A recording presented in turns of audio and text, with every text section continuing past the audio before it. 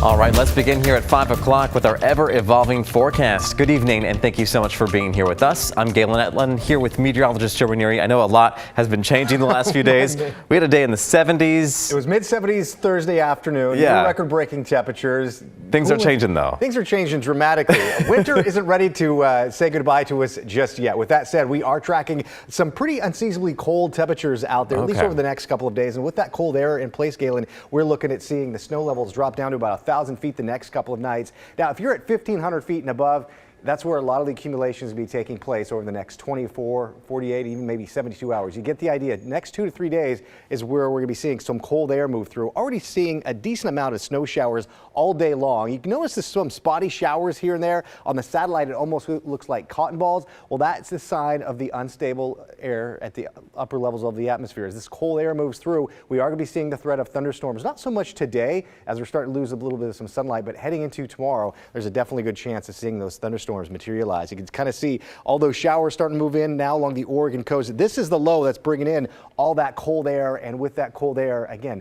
the snow level's dropping pretty quick. So here we are in just the next couple of hours. We'll start to see some heavier downpours move through. If you're driving throughout the Coast Range, you could be looking at several inches of new snow overnight. We do have watches and warnings to get to. I'll get to that in a second, but you can see by tomorrow morning about 7 o'clock, we'll start to see some light showers at times. It'll be kind of similar to what we saw earlier today, where we woke up to sunny skies, but also some passing showers at times. And that's kind of what the forecast will be heading into your Sunday morning and into the afternoon. Here we are by tomorrow night. Start pick up some showers, but late tomorrow night and into early Monday morning is really when things get interesting. The snow level stay at 1,000 feet. With that cold air moving through, it could even easily drop down about 500 feet or so. Notice early Monday morning, we're picking up snow showers all over the coast, the valley, and of course into the mountains. Because of that, we could be looking at a little bit of mix of some rain and snow at times down to the valley floor. Here's a look at some of the watches and warnings. The Coast Range, it's 1,500 feet, 1 to 4 overnight. In the Cascades, you could be looking at more than 3 to 6 actually. You could be looking at close to 8 to 10 inches of new snow just overnight tonight. I'll talk more about that in a few minutes. Talk about a big change. Joe, thank you so much. Well, 2 years after a wildfire decimated thousands of Oregon homes, people are still working to rebuild. The Beachy Creek fire claimed at least 5 lives and scorched nearly 200,000 acres. Our Christelle Kumways spoke with a group of volunteers helping out and joins us now. Hi, Christelle. Hey, Galen. So the group is from the local chapter of the Associated General Contractors. They meet about twice a week to build sheds for wildfire victims to store their belongings as they wait for their homes to be rebuilt. The sound of nail guns and hammers echoed through this Dayton warehouse Saturday morning. It's a group effort of just a lot of volunteers. All the volunteers here, like Bill Smith, are with the Associated General Contractors Oregon chapter. Yes, it's all about teamwork. You got folks here from all different abilities. Some grabbed paintbrushes, others nails. Gotcha. Those different abilities channeling the same goal. We're building sheds for the fire victims of the Beachy Creek fire. That was up the Santiam Canyon. The group started building these last year to give wildfire victims storage space during the rebuilding process. The project is entirely run through donations. So originally we were building these sheds for about $1,400 a shed. When the lumber prices went through the roof, we got to almost $4,000 a shed. So it kind of put the dampers on us. But that didn't stop them.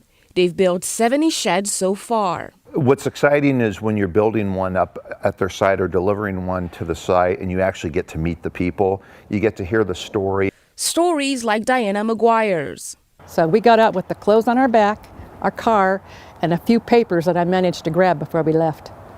So everything else, other than the barn and the chicken coop, is gone. She now lives in this trailer on her property. Last February, Diana received one of the first sheds from volunteers. It's a godsend. I don't know what I would have done without it. That instills hope. It's encouragement. She's able to safely store belongings in it as she rebuilds her home here. That is basically the same footprint where my other house was, although it's much upgraded. She's grateful for the volunteers like Bill Smith. The most rewarding part is when you get to meet the people and talk to them and see that you're helping.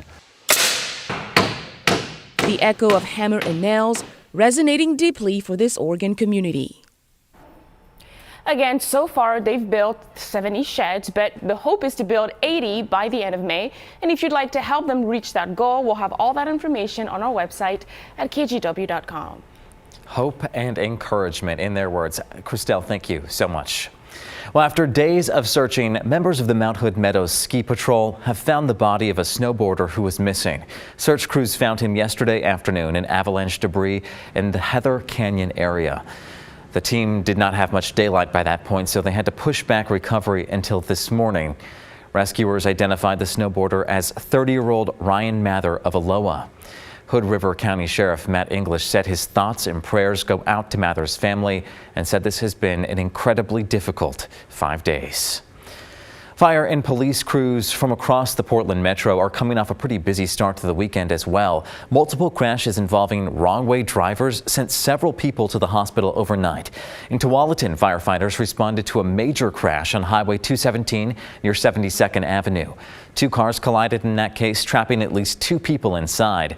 In total, 5 people were sent to the hospital. And here's what ODOT officials told us. Wrong-way drivers are a real peculiarity of the interstate highways, and they happen every now and then. They often happen in the middle of the night, and they often are alcohol-related incidents too. So we're going to try to find out what happened here, see if there's anything that can be done to prevent these from happening again in the future. And in Portland, police responded to a wrong-way crash near I-5 and the Burnside Bridge. Officers say 20-year-old Dakota Bowen of Corbett was driving while drunk and nearly hit a semi-truck head-on. Bowen's SUV sideswiped that truck, destroying the vehicle. He was taken to the hospital and police described his injuries as non-traumatic.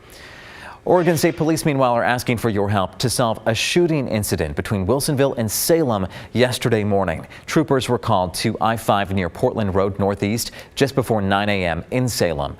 Early information suggests a confrontation between 2 drivers resulted in that gunfire. OSP is asking for anyone who may have seen what happened or those 2 vehicles to give them a call. The vehicles are likely a 2013 Nissan Juke and possibly a 2012 Chevrolet Caprice. Well, people are going to see a change in scenery around Willamette Falls in Oregon City with a new demolition phase moving ahead at the old Blue Heron paper mill. Our Tim Gordon shares how members of the Confederated Tribes of Grand Ronde are clearing the way for this new beginning. It's been more than 2 years since the Confederated Tribes of the Grand Ronde purchased the old paper mill on a part of the Willamette River with deep ties to indigenous peoples. Now the teardown of this 23-acre property really gets going with a Phase 2 demolition starting this past week. It will remove 4 structures, including the water filtration plant, over the next 2 months, and the difference will be obvious from Oregon City. So I think that's key, where people can really start seeing some progress.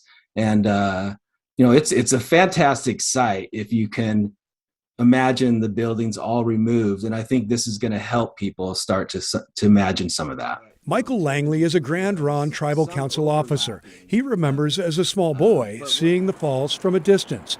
The plan to restore parts of the area to its natural past will bring tribal members and everyone else much closer. It's exciting because while the public space is going to get the access there to share it with the world. And a lot of times we think just the tribes and the Oregon community, but really this is a place that should be shared with the world. And that's really kind of how we see it. Of course, along with the public spaces, there will be commerce.